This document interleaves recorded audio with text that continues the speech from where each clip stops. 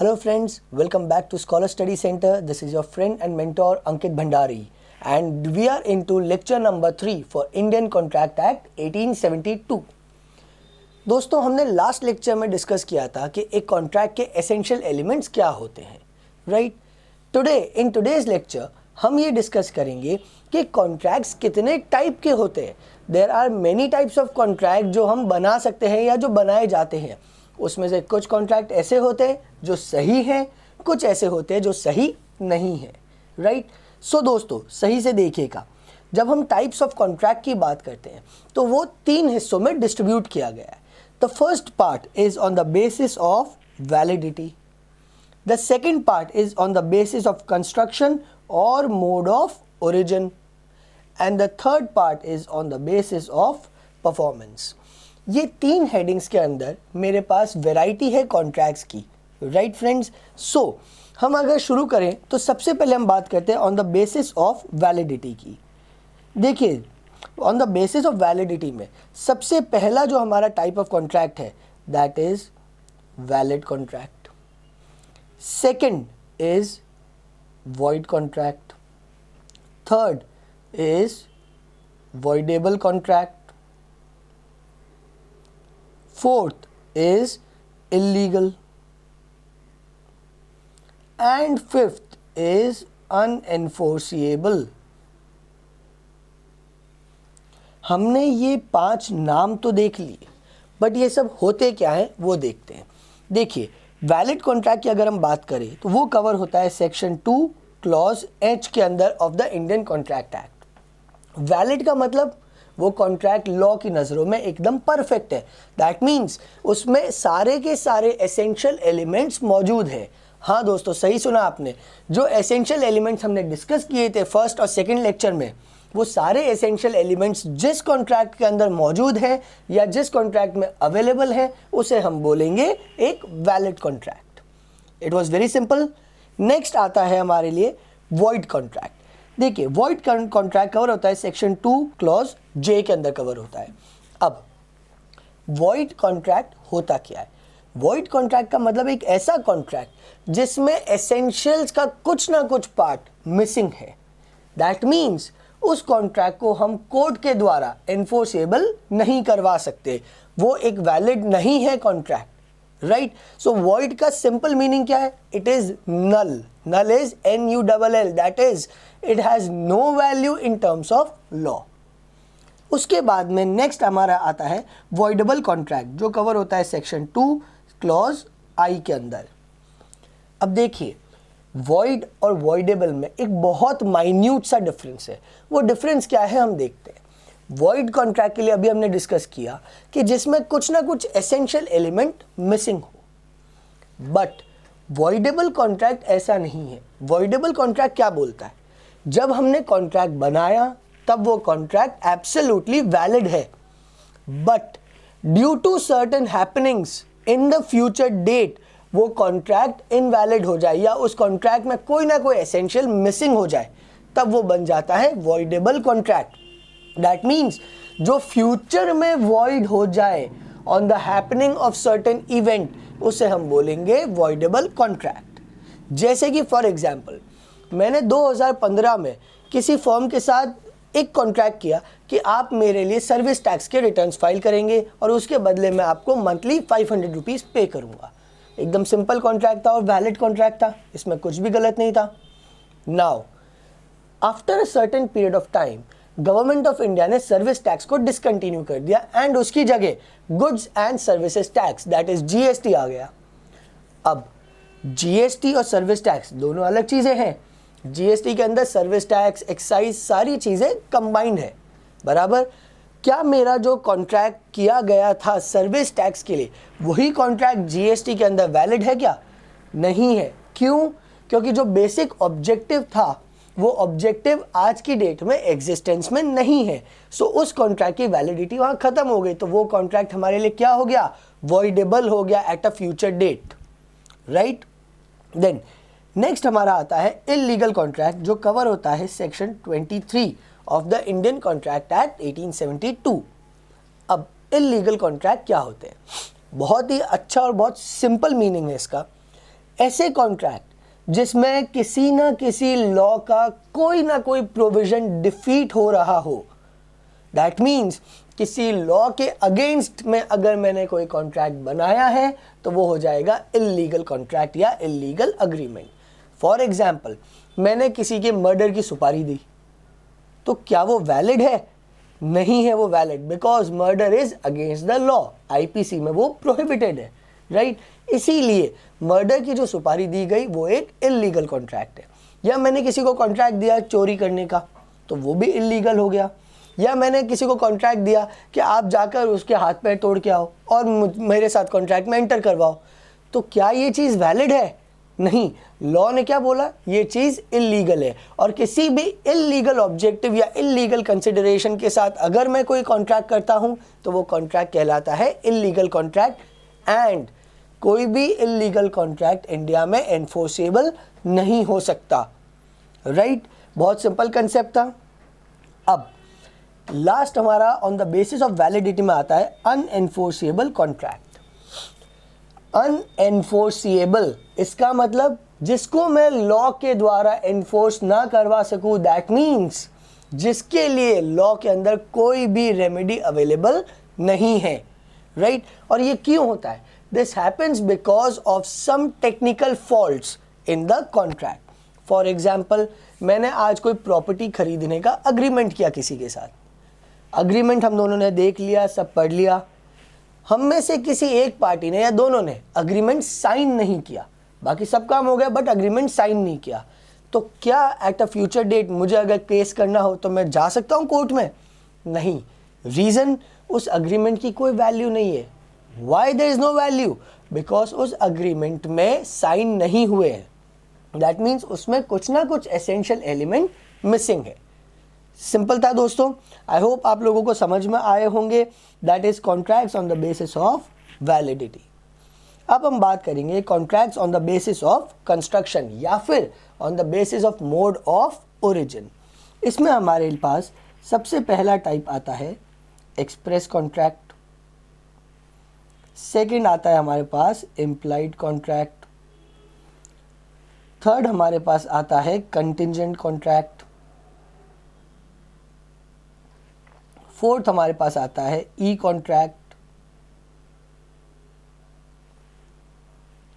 Fifth हमारे पास आता है फॉर्मल कॉन्ट्रैक्ट्स, जिसके अगेन दो हिस्से हैं। पहला है हमारा contracts under a seal and second is contract of record, and sixth हमारे पास होता है सिंपल कॉन्ट्रैक्ट्स।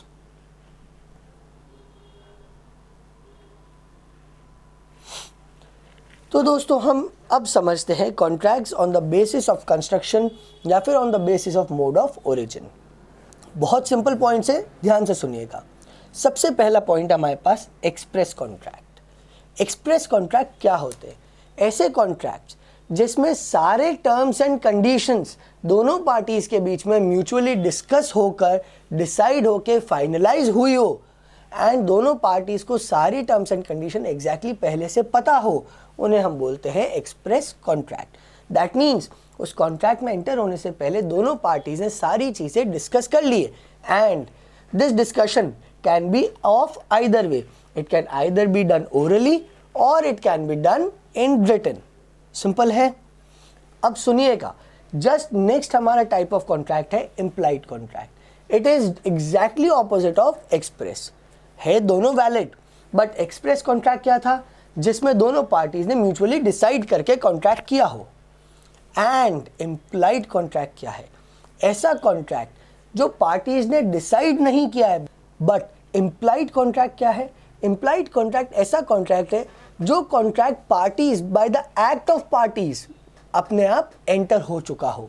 मतलब हमने चलाकर कॉन्ट्रैक्ट नहीं किया, बट हमारा कोई ऐसा काम किया हुआ जिससे ऑटोमेटिकली ऐसा लगे कि एक कॉन्ट्रैक्ट एंटर हो चुका है, उसे हम बोलेंगे इम्प्लाइड कॉन्ट्रैक्ट। फॉर एग्जाम्पल, आप बस में चढ़े तो दिस इज इम्प्लाइड कि अगर आप बस की सर्विसेज यूज कर रहे हो तो you have to pay the conductor, right. तो क्या ये चीज आपने कंडक्टर ने पहले डिस्कस की थी बस में चढ़ने से पहले?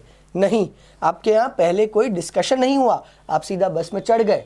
अब आपको क्या देना पड़ेगा? जो सर्विसेज आप ले रहे हो उनकी ट्रांसपोर्टेशन की, उसके अगेंस्ट आप उन्हें पेमेंट देंगे। ये होता है एक इम्प्लाइड कॉन्ट्रैक्ट। सिंपल है दोस्तों। नेक्स्ट है हमारा contingent contract. Contingent contract important है from point of view of CMA. इसके ऊपर कई बार छोटे क्वेश्चंस पूछे गए हैं। है क्या चीज़ वो देखते हैं।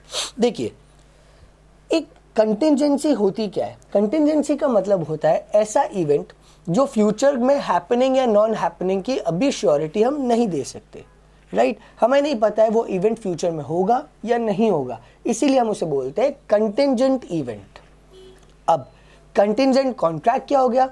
एक ऐसा कॉन्ट्रैक्ट जो किसी कंटिंजेंट इवेंट पर डिपेंडेंट हो, उसे हम बोलेंगे कंटिंजेंट कॉन्ट्रैक्ट। सिंपल है, जो फ्यूचर में होने वाले किसी इवेंट पर डिपेंडेंट है कॉन्ट्रैक्ट, वो होता है कंटिंजेंट कॉन्ट्रैक्ट। ठीक है दोस्तों। नेक्स्ट आता है हमारे पास ई कॉन्ट्रैक्ट। ई कॉन्ट्रैक्ट नाम से समझ आता है, E means with the help of technology, electronic contract. Electronic contract का मतलब क्या हो गया? हमने कोई पेपर वर्क नहीं किया है, but through the mode of internet हमने कोई कॉन्ट्रैक्ट एंटर किया है, तो हम उसे बोलेंगे ई कॉन्ट्रैक्ट। जैसे आपने ऑनलाइन कोई शॉपिंग की, तो क्या कॉन्ट्रैक्ट है आपके और सर्विस प्रोवाइडर के बीच में कि आप जब भी गुड्स यहाँ आएंगे तब आप उसे पे करेंगे अगर आपने कैश ऑन डिलीवरी सेलेक्ट किया है। बट अगर वहाँ पे गुड्स आ गए और आपने पेमेंट नहीं किया, तो क्या वो कॉन्ट्रैक्ट पूरा हो गया? नहीं हुआ। वो कॉन्ट्रैक्ट कब पूरा होगा? जब गुड्स की डिलीवरी आ गई एंड आपके एंड से पेमेंट हो गया। बट क्या हमने इसमें कोई मैन्युअली हम दोनों पार्टीज ने बैठ के कोई डिस्कशन किया? नहीं किया।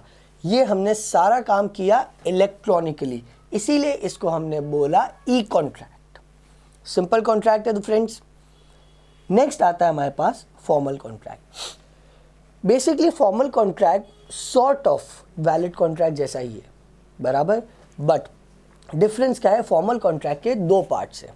पहला पार्ट है contracts under a seal. Simple चीज, जब दोनों पार्टीज ने एक कॉन्ट्रैक्ट किया, दोनों पार्टीज ने स्टैम्प पेपर पे उस कॉन्ट्रैक्ट के सारे टर्म्स एंड कंडीशंस लिख दिए और उस पर साइन कर दिया, तो वो हो गया contracts under a seal.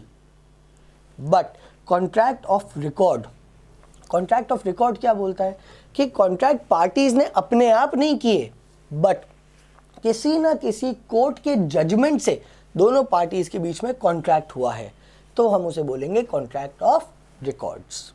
Simple है। नेक्स्ट आता है सिंपल कॉन्ट्रैक्ट्स। सिंपल कॉन्ट्रैक्ट का बहुत सिंपल एक्सप्लेनेशन है दोस्तों। All the contracts other than formal contracts are simple contract. So ये तो बहुत सिंपल चीज थी। All the contracts other than formal contracts are known as simple contracts, right friends. Okay दोस्तों, अब हमारे पास लास्ट जो बेसिस है that is on the basis of performance. On the basis of performance दो टाइप के कॉन्ट्रैक्ट्स एंटर हो सकते हैं। नेमली पहला होता है एग्जीक्यूटेड कॉन्ट्रैक्ट एंड सेकंड होता है एग्जीक्यूटरी कॉन्ट्रैक्ट। अब एग्जीक्यूटरी कॉन्ट्रैक्ट के भी दो पार्ट्स हैं। पहला है यूनिलेटरल और दूसरा है बायलेटरल।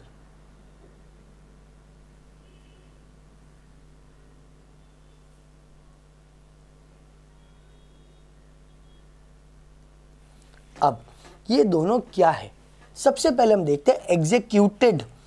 जब भी आगे ई डी लग जाए, एग्जीक्यूट वर्ड के आगे जब भी आगे डी लग जाए, that simply means that the task has been completed. That means जिन पार्टीज ने कॉन्ट्रैक्ट किया था उन सभी पार्टीज ने अपनी अपनी तरफ से अपना ऑब्लिगेशन फुलफिल कर दिया है कॉन्ट्रैक्ट के अंदर। That means suppose X and Y person ने कोई कॉन्ट्रैक्ट किया। अब एक्स ने बोला मैं आपकी फैक्ट्री में काम करूंगा, वाई ने बोला मैं उसके बदले आपको 5000 रुपीज पे करूंगा। एक्स ने पूरे महीने वाई के वहां काम किया। पूरा महीना ओवर होते ही वाई ने एक्स को कर दिया पेमेंट। अब क्या एक्स ने अपना काम पूरा कर दिया? यस। क्या वाई ने अपना ऑब्लिगेशन पूरा कर दिया? यस। जब दोनों पार्टीज या जितनी भी पार्टीज टू अ कॉन्ट्रैक्ट है उन सभी ने अपना अपना टास्क पूरा कर दिया है कॉन्ट्रैक्ट में, तब हम उसे बोलते हैं एग्जीक्यूटेड कॉन्ट्रैक्ट। इसका मतलब वो कॉन्ट्रैक्ट कंप्लीट हो चुका है, अब उस कॉन्ट्रैक्ट में कुछ भी काम करने के लिए कोई स्कोप नहीं बचा। सिंपल है। सेकंड है हमारा executory contract. Executory that means अभी तक कंप्लीटली एग्जीक्यूट नहीं हुआ है, कुछ ना कुछ उसमें अभी भी पेंडेंसी चल रही है, वो कॉन्ट्रैक्ट अभी फिनिश नहीं हुआ। अब जैसा कि अभी हमने सुना कि इसके दो पार्ट्स, एक है यूनिलेटरल और एक है बायलेटरल। तो ये दोनों क्या चीज़ है वो हम देखते हैं। सपोज करिए दो लोगों के बीच में कॉन्ट्रैक्ट हुआ, person X and person Y. Person X ने बोला मैं आपकी फैक्ट्री में जॉब कर रहा हूँ, वाई ने बोला मैं उसके बदले आपको 5000 दूंगा। सिंपल है। नाउ एक्स ने पूरे महीने जॉब कर ली तो एक्स की तरफ से अपना काम कंप्लीट हो गया। वाई ने उसको 5000 रुपीज़ देने थे बट उसने बोला मैं आपको बाद में दूंगा। तो क्या वाई ने अपना ऑब्लिगेशन पूरा किया? नहीं, वाई का ऑब्लिगेशन अभी भी पेंडिंग है। तो ये हो गया यूनिलेटरल कॉन्ट्रैक्ट। दैट मीन्स ऐसा कॉन्ट्रैक्ट जिसमें किसी एक पार्टी की तरफ से कंप्लीट करना, टास्क को कंप्लीट करना अभी भी पेंडिंग हो या रिमेनिंग हो, उसे हम बोलते हैं यूनिलेटरल कॉन्ट्रैक्ट।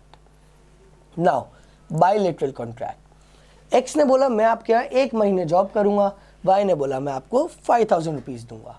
अब ना तो एक्स ने 1 महीना जॉब की है, ना ही वाई ने उसको कोई पेमेंट दिया है।